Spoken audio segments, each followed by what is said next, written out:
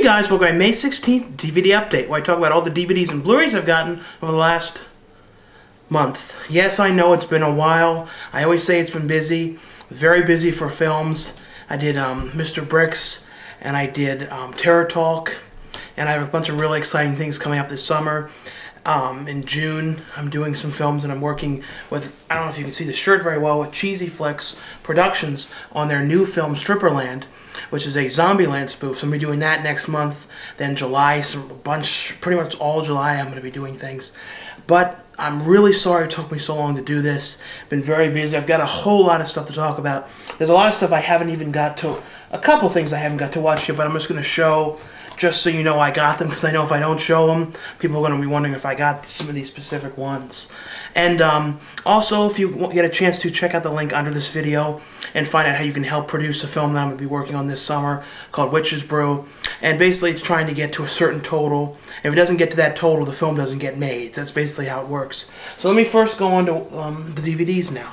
DVDs and Blu-rays. I didn't get a ton of Blu-rays. Not a whole ton of things I felt like came out this month. I know next month, though, is very exciting. Family Matters is coming out. And, surprisingly, one thing I did not think they were going to ever put out, Ghost Rider. Not Ghost Rider, Ghost Rider. Now, the first thing I got was $5. I think I got this at Borders Books, I think. It's The Price is Right, the very best of The Price is Right.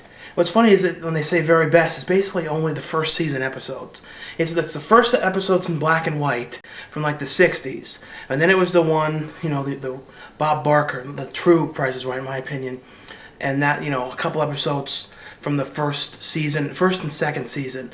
But I wish they had one that had like the episodes from the 80s and 90s and up until he left. I know, I always thought that was a fun show, The Price is Right. I don't care for it with Drew Carey. I mean, Drew Carey's fine. But when I think of I don't know, I just think of Bob Barker. And when you think about it, The Price is Right really is like one of the only true game shows that's left. Very few of these classic game shows are left anymore. I don't know, I like it. Next one I got, and this was really difficult finding the first week it came out. I had to go all these places, and a lot of places were like, well, sold out. I was thinking, sold out of this? I ended up having to find it at Walmart, but it was going at Target, going at Best Buy, everywhere. Nobody had it. And it's Tales from the Darkside, the complete third season. And I don't know why it was like just such a nightmare to try and find it. And I don't know. I have all the other seasons. It was very funny how they've yet to fix this, though. The first season on the side said Season 1. Season 2 doesn't say it. Season 3 doesn't say the season on the side of the disc. I know it's a weird thing to talk about, but otherwise it's just Tales from the Dark Side. And they did Tales from the Dark Side, the movie, in the 80s. I think the late 80s. Because the show only lasted for 3 years, and George Romero produced it. I don't know, I always thought it was a fun show. The only problem is the music was changed in all the episodes. Not all, probably half or so. And all the seasons have been changed. It's kind of like the same thing they did with Shaun of the Dead Part 2. And the thing is, the music, it sounds like it's kind of 80s music. So I don't know if they're using music from the other episodes, they're using like old stock 80s music. That's what I'm wondering, is when they do change these shows, like on Happy Days and all these, where they're getting the music from, because it's not new stuff. It's like, because if they added new stuff, it would not fit. It's like it's from something old. And the next one I got this at the Chiller Convention. I think it just came out now. They had it out early there. It's a Flesh for the Beast multi-pack version. It has the DVD, the Blu-ray disc, the DVD of Late Fee, which was not the same movie. They said Flesh for the Beast Late Fee, but it's actually a totally different movie. And Flesh for the Beast, the soundtrack. And I have not watched this movie in a really long time, but I remember it was like a bunch of people that went to I think a castle. I know Ruby Lorca's in it. A bunch of people from the Seduction Cinema movies were in it. Terry M. West, who I know was in The Bloodshed, Alan Rowe Kelly's film, directed this. I need to watch it again. I have not seen this in years, though. I think it came out like 2002. And I only ever saw the censored version, because this movie originally, I remember I got it, like Walmart carried it in a cut version. And then, Walmart only had this R-rated version, but the real version was unrated. And the next film I got is called Spring Break Massacre. It's from the director of the film Rot, which I reviewed. Rot, A Reunion of Terror, I reviewed, I think, the last DVD update, which Pop Cinema put out. And this one was really cool. And I love Reggie Bannister. Reggie Bannister is the star of this, and Linnea Quigley, who I got to work with on Blood Wings. Very cool. And basically about a group of these kids that are having a slumber party, like a slumber party, and they start getting killed off at the house. And like you're wondering who it is, and it's all these twists. And Reggie Bannister's investigating everything. And it starts off at the end of the movie, and it's basically done through flashbacks and things like that. I don't know, I thought it was really cool. I thought the people in the beginning, too, the first group of people that died were really cool.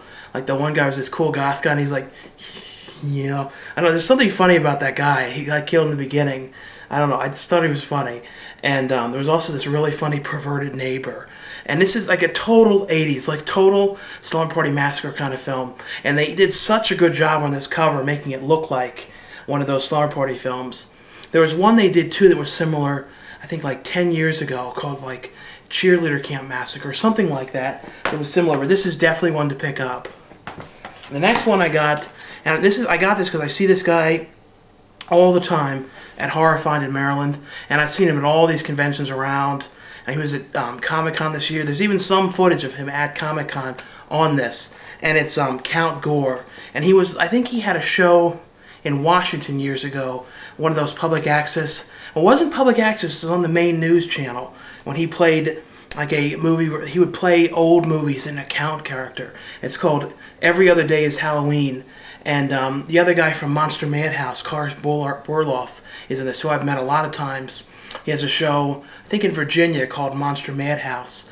And this is really cool. It basically talks about his life. And he was also in a lot of the Don Dohler films, the Count Gore guy. This is definitely cool. It's all about horror hosts and things like that. If you like that kind of stuff, this is definitely one to check out. Next one I got at the convention, I think it's a bootleg, and it's not out yet. It comes out, I think it comes out this month, or it might have just come out. It's called Babysitter Wanted, and Bill Moseley's in it.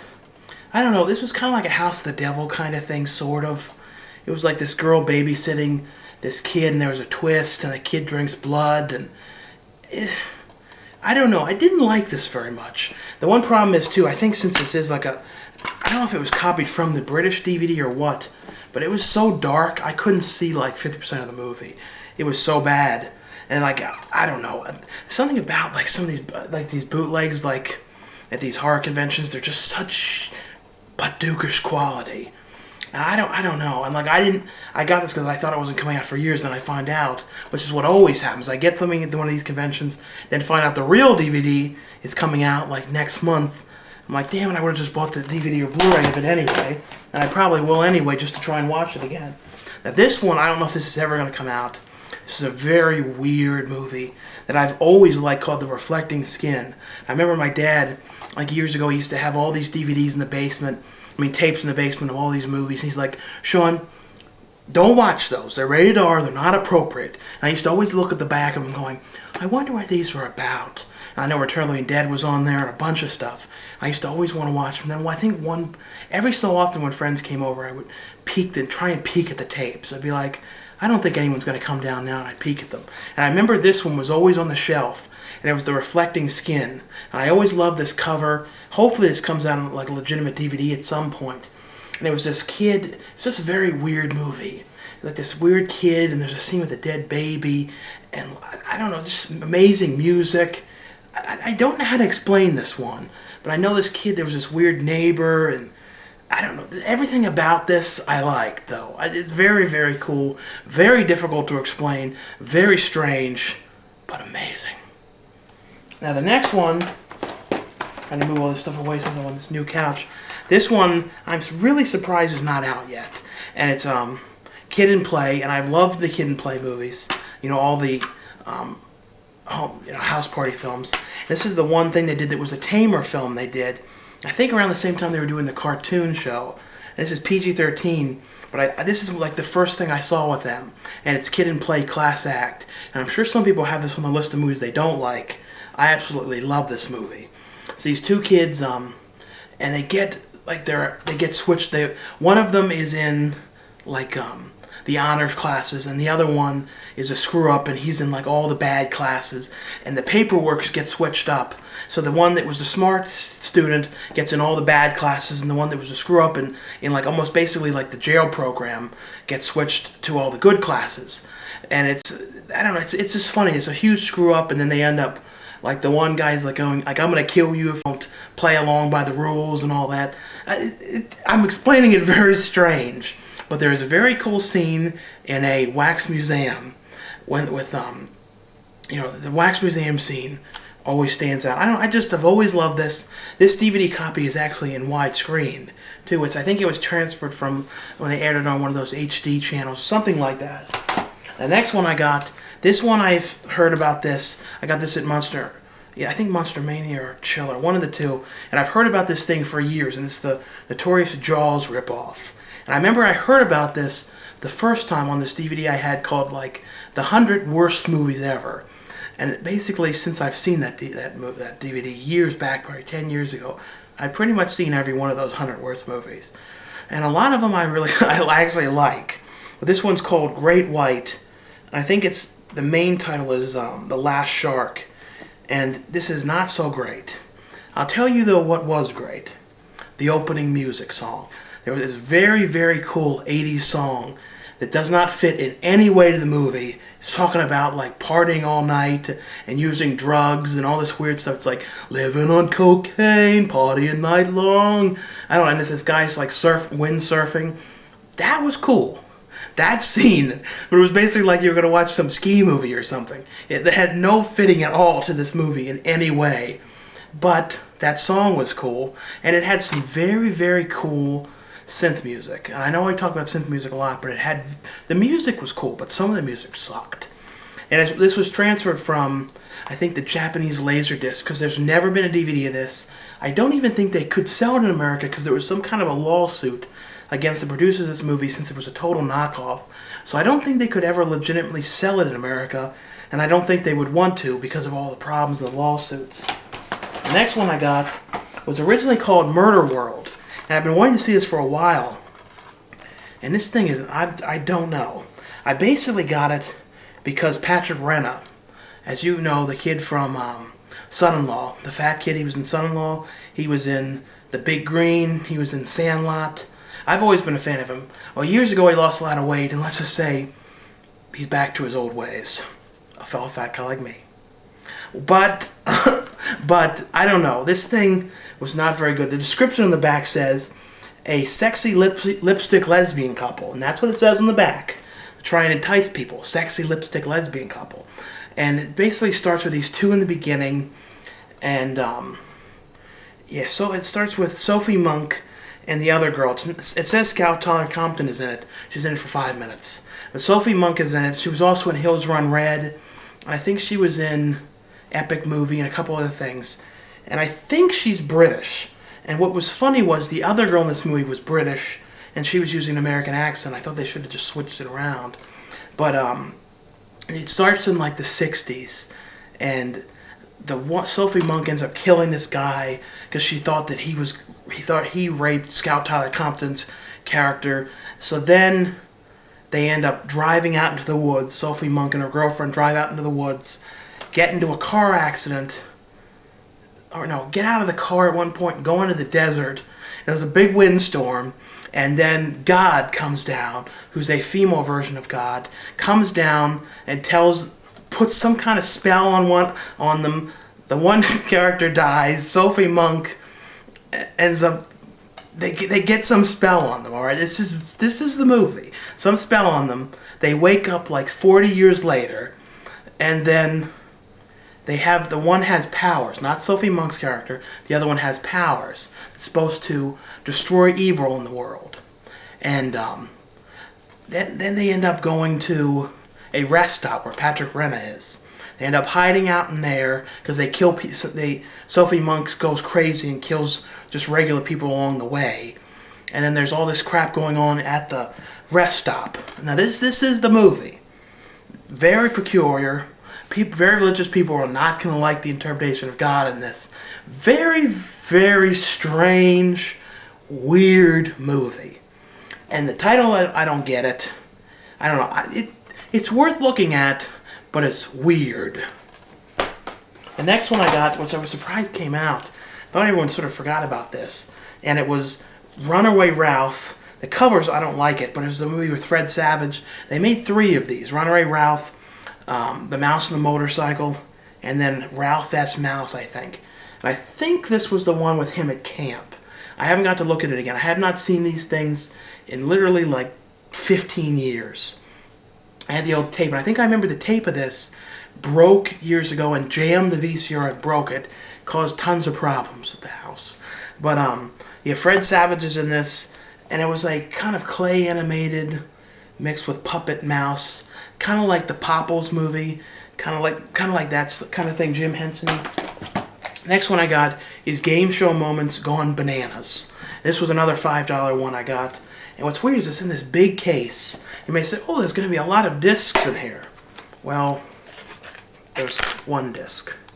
And it's in this kind of thing. It's like for one disc, they put it in this. But I'm wondering if there might be like alternate versions of these that are more money, that have more discs or something. This is basically Ben Stein hosting funny game show moments. There's another one. This is the one I've got, which is the I Got Scream. No, not the Wes Craven Scream. The Canadian horror film Scream from 1980, I believe. And this was extreme crap. I very rarely do I watch something that I really don't understand how it can be so awful. This was awful. And there was moments of it that I liked. I will say that. Basically about a group of friends. There was like 10 people in this the old guy was cool, but his acting was horrific. Well, I wouldn't go out there, I wouldn't. But we should watch where we're going. I'm sure it's going to be all right. Honey, calm down, honey. Calm down. That's basically how he was acting. And then basically it's a group of these people, they're rafting. The rafting scene was cool in the beginning. Very much like a Deliverance knockoff, the way it was shot. They go out rafting, end up in this old west town. And they end up out in this old west town. And people start like, I'm trying to figure out how it goes. They get there, then one person gets killed off. And then everybody kind of goes in their own way to get killed. So basically people walk off on their own just to be killed. And they get killed so poorly. This movie was lit so bad you can't see anything. You can't see any of the blood. It was just so bad. And this I really wouldn't even recommend picking it up. This is one of those ones I don't even rent. I would say if you have to see it, rent it if you can rent it. Blockbuster won't have it. I'm sure Netflix would. The next one I got is Porkchop. And this isn't out yet, but I believe you can get it from porkchopmovie.com. I think it's out for pre-order now. And a bunch of people I know are in this. Ruby Larocca, Aaron Russ. And I'll be working with this director this summer on a film. This is a very cool throwback film. Very much like a Friday the 13th kind of sleepaway camp film. A group of kids are going out. It starts with them looking at tourist attractions. Then they end up at this old abandoned camp. And the one kid has this robot that talks. And he's voiced by the one guy from the Evil Dead films. From Evil Dead 2, Dan Hicks. And I thought it was funny, the robot. It was reminding me of that movie, And You Thought Your Parents Were Weird. Like, in the 80s, they always had, like, kids that made these robots. And I don't know, just something about it. So it's like they're out in the woods, and they have this robot that talks, and the robot's like a horny fiend. It's very funny. And they go out there, and they end up getting killed off by Porkchop. And he's this crazy guy in this pig mask.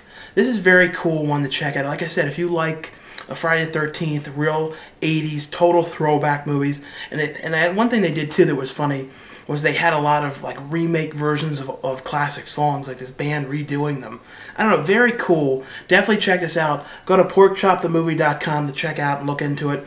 And the one I'm doing with them this summer is called Zombie Babies. The next one I got, the director sent me this, and it's called Guntown. And this is definitely, check this out. You can get this on, I think Guntown. I'll put the link for it. I know I saw a copy of it for sale, or you could buy it through Amazon, I believe, too. And this is about a group of kids that are out, and they just graduated from high school, and they're like, what are we going to do?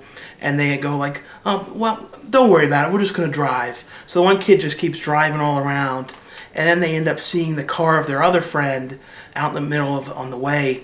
Like, oh, what's going on? So then they're pulling into this abandoned like theme park. Not theme park, like a Old West town. I guess that's what it was, like an Old West town. And things start going bad there. And it turns out it's an Old West town where the owner of the town went crazy and things like that. I don't want to ruin anything with the movie, but I don't know. I thought this was very well shot, very fun movie. I really liked it. And there's like some weird characters, like the crazy guy has this really weird mask. It's like this blank mask, like I guess the blank in Tracy, kind of like that, only with eyes and could see out of it. And kind of had like a Devil's Rejects, House of Thousand Corpses feel to it. I don't know. I really, really like this. I don't know.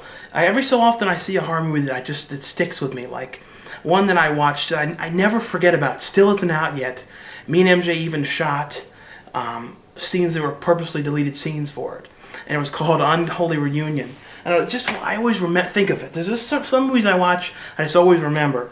Now this I got from Joe Zazzo at Chiller. He actually gave me a whole bunch of his stuff. This one I looked at, and it's a kind of like a Gallo film, kind of throwback, kind of Gallo kind of style film. Very cool, called Darkness Surrounds Roberta. And I like the stuff he does. The one that they did is coming out called, I think, Brain Cell. I think it's coming out very soon. And Rain Brown I worked with not that long ago on Chris Seaver's new film Geek War, and that was cool. Definitely check this out. I think you can get this on Amazon. He's got a whole bunch of stuff. In the next updates, I'll be showing more of them.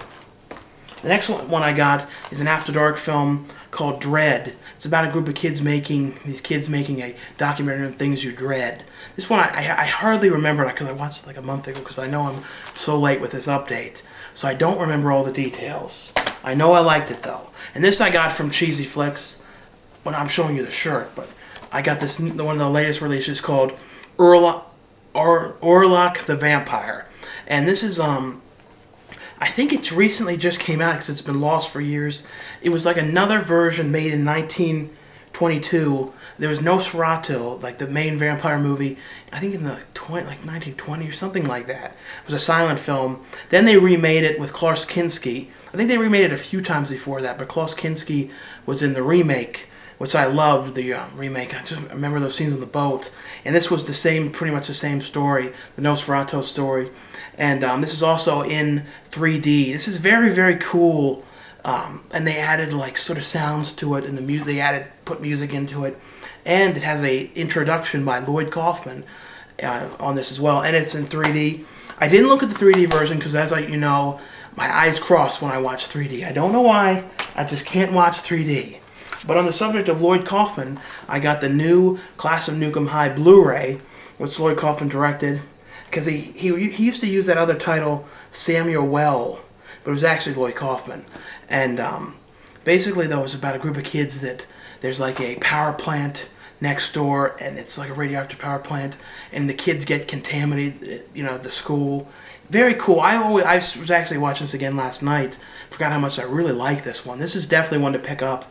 And if you haven't seen any trauma films, you can check them out on Hulu. They have a whole bunch of their films on Hulu.com that you can watch on there for free. So if you want to watch something beforehand and whatnot. But this one I think is coming out in June. The next one I got is Daybreakers. But this one, a lot of people didn't like this one. It came out recently. Like, they didn't like the ending. The ending wasn't great. There was some not the greatest CG in a couple little spots. But I don't know. I thought this was really cool. I remember it was Ethan Hawke.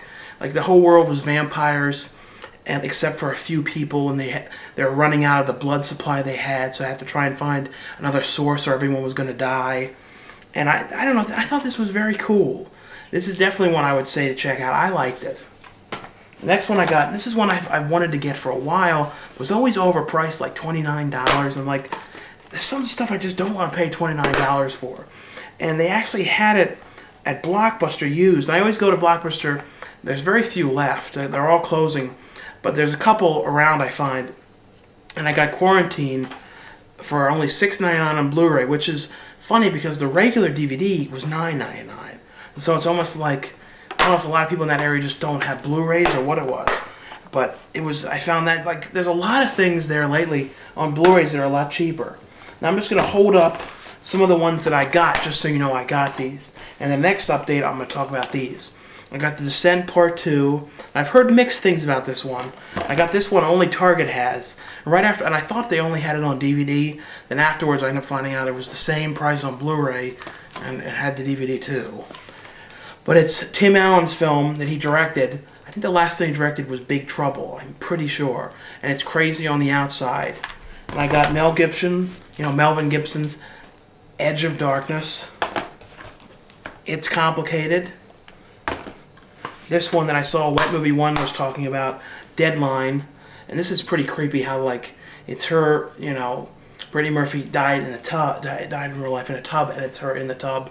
It's pretty depressing. I really was a fan of Brittany Murphy, so really miss her. And she was in King of the Hill, which, she was perfect for that, for the voice. And I don't know, it's sad how people have died lately. And I also got Here's Lucy, Season 1 and 2 for only $19 both seasons. I've never seen these ones.